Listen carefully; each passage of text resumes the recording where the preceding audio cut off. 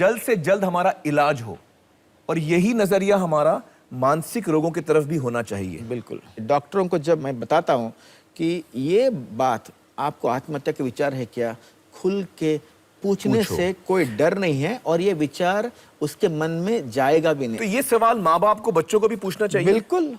जब भी कोई बच्चा या कोई व्यक्ति काम पे जाने की इच्छा नहीं कर रहा है, स्कूल बोलता है मैं बिल्कुल नहीं जाऊंगा, वो कॉट पे सोया सोया रहता है, सीधा पूछना चाहिए आत्महत्या के विचार है क्या। ये बात हमारी रोज की बातचीत में, रोजमर्रा की जिंदगी में आएगी। तब हम जान बचा पाएंगे। ये बहुत इंपॉर्टेंट है।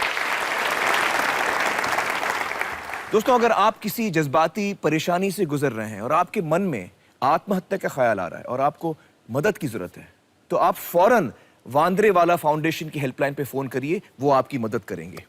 उनका नंबर और ईमेल इस वक्त आपकी स्क्रीन पर है। आप अपनी पहचान, अपना नाम भी गुप्त रख सकते हैं। डॉक्टर शेट्टी, ये डिप्रेशन या उदासीनता हिंदुस्तान में कितनी फैली हुई है? अभी एक ऐसा रिसर्च हुआ था, फैमिली डॉक्टर के पास जो भी पेशेंट्स जो जाते थे, 4 में से 1 को डायग्नोजेबल मेंटल इलनेस था। उसमें एंजाइटी और डिप्रेशन सबसे बड़ी इलनेस थी। 4 में से 1, ये बहुत बड़ी बात है। 8 से 12% लोगों को साइकेट्रिक इलाज कभी भी जरूरत पड़ती है, और स्ट्रेस में जो लोग हैं वो काफी, उनकी संख्या बहुत बहुत बड़ी है। मेंटल इलनेस बहुत कॉमन है। ये इतना क्यों बड़ा है, क्या बात है?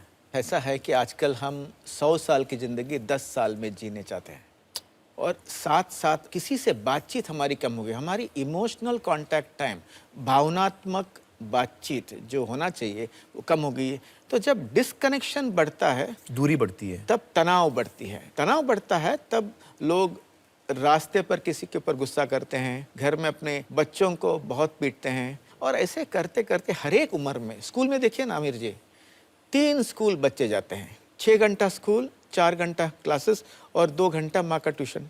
खेलने के लिए समय ही नहीं है। जब बच्चे खेलेंगे नहीं तो तनाव जरूर बढ़ेगा, जब बच्चे सोएंगे नहीं तब तनाव जरूर बढ़ेगा। तो यदि हमने इस स्टेज पर इलाज करेंगे तो आगे उदासीनता का बीमारी होने की संभावना कम होगी, मेजर मेंटल इलनेस होने की संभावना कम होगी, और मन का फ्रैक्चर होने से हम बचा पाएंगे। और कौन से माइनर मेंटल इलनेसेस हैं, उनका नाम बताइए हमें।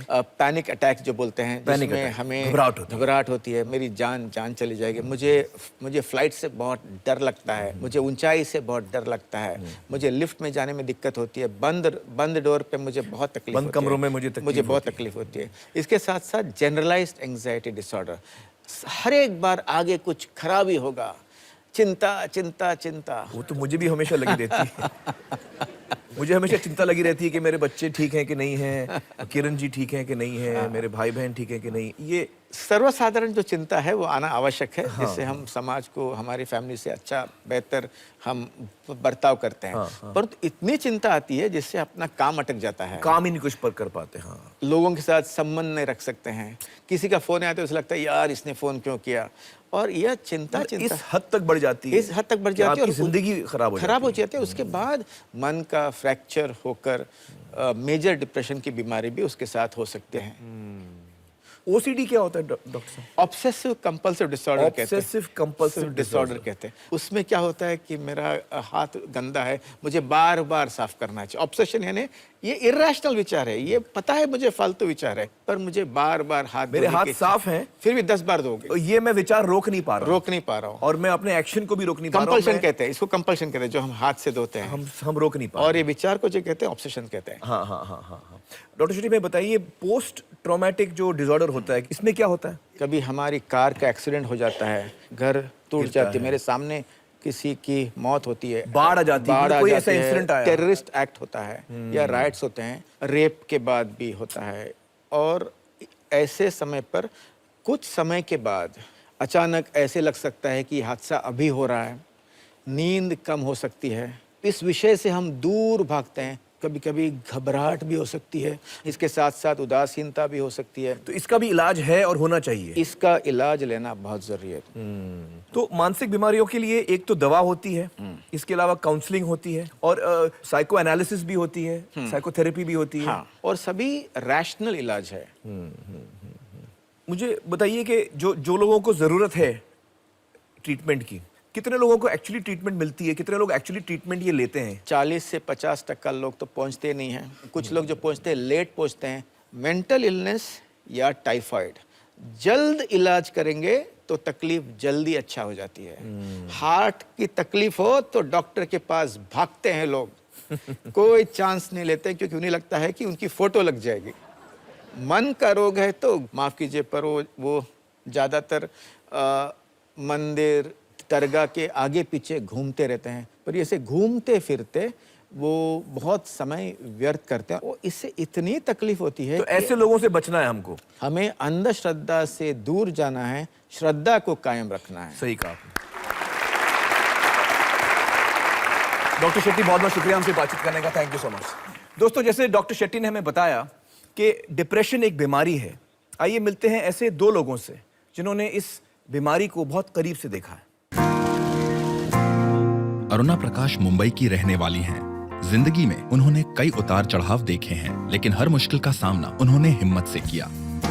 आज 72 साल की उम्र में भी वे काफी सक्रिय हैं, लेकिन उनकी जिंदगी में एक ऐसा दौर आया था जब वो जिंदगी से पूरी तरह मायूस हो चुकी थी। ना उन्हें किसी चीज की कमी थी, ना ही कोई परेशानी, फिर भी उन्हें सुकून नहीं मिल रहा था। पढ़ लिख कर विदेश सेटल हो चुके बच्चों की याद आती थी। खाली घर काटने को दौड़ता था। एक अजीब डर, एक अजीब निराशा उन्हें घेरने लगी थी और इसी घुटन से तंग आकर एक दिन उन्होंने आत्महत्या करने की कोशिश की। अपनी जिंदगी को अलविदा कहने की कोशिश 24 साल की उम्र में यतिन नाडकर्णी ने भी की थी। एक रिश्ते में चोट खाने के बाद यतिन एक अरसे तक उस गम से उबर नहीं पाए, ना ही उन्होंने अपना गम किसी से बांटा। धीरे धीरे उनका जिंदगी से लगाव कम होने लगा। मरने का ख्याल उनका साए की तरह पीछा कर रहा था। इसी मानसिकता के चलते उन्होंने आत्महत्या करने की कोशिश की। खुशकिस्मती से अरुणा प्रकाश और यतिन नाडकर्णी, इन दोनों को जिंदगी ने एक और मौका दिया। अरुणा जी, यतिन, बहुत बहुत शुक्रिया हमारे साथ जुड़ने का। आप दोनों का एक एक्सपीरियंस रह चुका है डिप्रेशन के साथ। हम जानना चाहेंगे यतिन पहले आपसे कि उस वक्त जब आप डिप्रेशन में थे, आपकी क्या फीलिंग्स होती थी, आपके क्या विचार होते थे? मुझे कुछ करने की चाह नहीं होती थी, सोता रहता था। एक ही विचार बार बार जैसे एक टेप रिकॉर्डर चल रहा है और वही टेप रिकॉर्डर बार बार चल रहा है। वही विचार इतने बार आते थे कि मैं थक जाता था। उस वक्त मुझे ऐसे लगता था कि मैं एक कुआं है और मैं कुएं में उल्टा गिर रहा हूँ और नीचे जा रहा हूँ और जितना नीचे जा रहा हूँ उतना ही आसपास अंधेरा नजर आ रहा है, महसूस हो रहा है। हाँ, बढ़ रहा है। और जो ऊपर जो मुंह है कुएं का, उसमें से जो लाइट आती है, रोशनी आती है, वो धीरे धीरे छोटी हो रही है, दूर जा रही है मेरे से, और एकदम असहाय हूँ। और नीचे और फिर धड़ करके नीचे आप गिरेंगे। हाँ, गिर गया। एक जो फीलिंग थी वो बहुत स्ट्रॉन्ग थी। आप किसी को कुछ कह नहीं पाए उस वक्त? आपको नहीं लगा मैं किसी को बोलूं? एक्चुअली मैंने शेयर किया था, मैंने फ्रेंड्स को बताया था कि मुझे जीने की तमन्ना नहीं है। अच्छा, आपने कहा ये? लेकिन फ्रेंड्स हैं और उन्होंने सीरियसली नहीं लिया? हाँ, उन्होंने मजाक में उड़ा दिया या ऐसे ही। देखिए, ये बहुत जरूरी है, ये नोट करना बहुत जरूरी है कि जब भी हमारा दोस्त, हमारे परिवार वाले ऐसा कुछ हिंट भी करें तो हमें उस चीज को सीरियसली लेना चाहिए। मैं अपना एक्सपीरियंस बताता हूं। जी। बहुत बार सिचुएशंस आते थे जो मुझे बहुत ही नीचे ढकेल देते थे, तो तभी मुझे बहुत ही ज्यादा लगता था कि आज मुझे करना है, लेकिन कभी हिम्मत नहीं पड़ती थी। फिर मैंने डिसाइड कर लिया, ठान लिया कि मैं एक डेट और टाइम फिक्स करूंगा और उसी वक्त करूंगा। और क्या हुआ कि उसी सवेरे मेरा जो परिवार है उनको कहीं बाहर गांव जाना था अर्जेंटली। और एकदम से ऐसे लगा कि यूनिवर्स इज कॉन्स्पायरिंग, कायनात मुझे बोल रही कि यही सही वक्त है। फिर मैंने अटेम्प्ट किया, तब मैं बहुत ही डर गया था और मेरा फुल बॉडी ऐसे कांप रहा था। फिर मैंने एक फ्रेंड को फ़ोन किया और मैंने उससे बोला कि अच्छा जस्ट मुझसे बात करो। करने के बाद मतलब हाँ। कोशिश के हाँ, बाद? क्योंकि मैं बहुत डरा हुआ था। उसने बोला कि अच्छा मैं अभी बात नहीं कर सकता हूँ, मुझे जल्दी से बाहर जाना है, और उसने फ़ोन रख दिया। अरे बाप। तो मैंने घर में जो मंदिर होता है वहाँ पे प्रार्थना की और मैं अपने बेड पे जाके सो गया। मेरा जो फ्रेंड जिसको मैंने फ़ोन किया था उसको मेरे आवाज़ में कुछ गड़बड़ लगी। अच्छा। और वो तुरंत घर से निकल के सीधे मेरे घर आया। अच्छा, वो डायरेक्टली आपके घर पे आ गया? और बहुत दूर से आया और टाइम पे पहुंचा। ओह। और वो मुझे हॉस्पिटल लेके गया। वक्त पे पहुंच गया वो, और आपकी जान बचाई उसने। हाँ। क्या नाम है आपका ये दोस्त? Aniruddh. Aniruddh. Aniruddh just in time है। अरुणा जी, हमें बताइए कि आपके जब बच्चे चले गए घर छोड़ के तो आप बहुत उदास हो गई थी और आप इस डिप्रेशन में चली गई थी। कैसी कैफियत होती थी, क्या महसूस करती थी आप? एक अजीब सा हाल था। मुझे खुद पता नहीं चलता था कि मैं जिंदा हूँ या जीती जागती लाश हूँ। सब कुछ वही था, वही घर था, वही चार दीवारी थी, लेकिन तब भी सब कहीं कुछ नहीं था। जब मैं फ्रिज में से दही निकाल के टेबल पर रखती थी तो मेरे सामने ऐसा लगता था कि बच्चे दही के लिए झगड़ा करते थे कि पहले दही मैं काटूंगा। प्लेट लगाती थी तो मन में ऐसा एहसास होता था, बच्चे कहते मम्मी आलू का परांठा, या मेरा छोटा बेटा कभी पूरी वगैरह बना रही होती थी तो कहता था, स्टूल पे रख के साथ में खड़ा हो जाता था, मम्मी मैं पूरी उतरवाऊंगा। तो मुझे उनके वो चेहरे सारे टाइम याद आते थे, चुभते थे। उन दिनों ये मोबाइल और ये चैट वीडियो नहीं होता था। 3 मिनट में शायद 106 या 115 रुपए लगते थे। तुम कैसे हो, खाना खाया, तबीयत ठीक है ना? बस इतने में मेरे हस्बैंड के और बच्चों की बात हो गई। लेकिन वो पेट में जो एक फांस, एक छुरी सी लगती थी ना, रोया भी नहीं जाता था। किसके लिए रो, बच्चे तो बहुत खुशी में हैं, बहुत अच्छा कर रहे हैं। तो मेरे को लगता था शायद मेरे बच्चे पढ़ाई में ज़्यादा अच्छे निकल गए, अगर शायद थोड़े बुद्धू रहते तो यहीं रह जाते। लेकिन हमने सोचा कि उनका भविष्य है, उनको अपॉर्चुनिटीज़ देनी चाहिए। भेज तो दिया, लेकिन माँ का मन बहुत चोर होता है। चोरी हो जाता है लेकिन मानता नहीं है, और माँ के मन को झुटलाना बहुत मुश्किल होता है। लीपा पोती कितना भी कर दो, लेकिन जब खुरच के देखो ना तो माँ रहती है। तो फिर मेरा खीर बनाना बंद हो गया, पालक की पूरी बनानी बंद हो गई, साड़ियाँ खरीदनी धीरे धीरे कम हो गई, जिंदगी उदास हो गई, निष्क्रिय हो गई, स्पंदन नहीं रहा।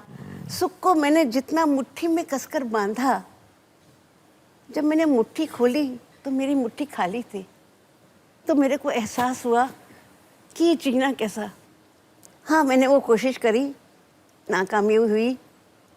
लेकिन उस टाइम जब मुझे हॉस्पिटल में लेके जा रहे थे, मुझे अभी तक याद है, अंदर से ही मेरे से एक आवाज़ आई, मुझे जीना है, तुम मुझे नहीं छीन सकते। और मैं वापस आ गई।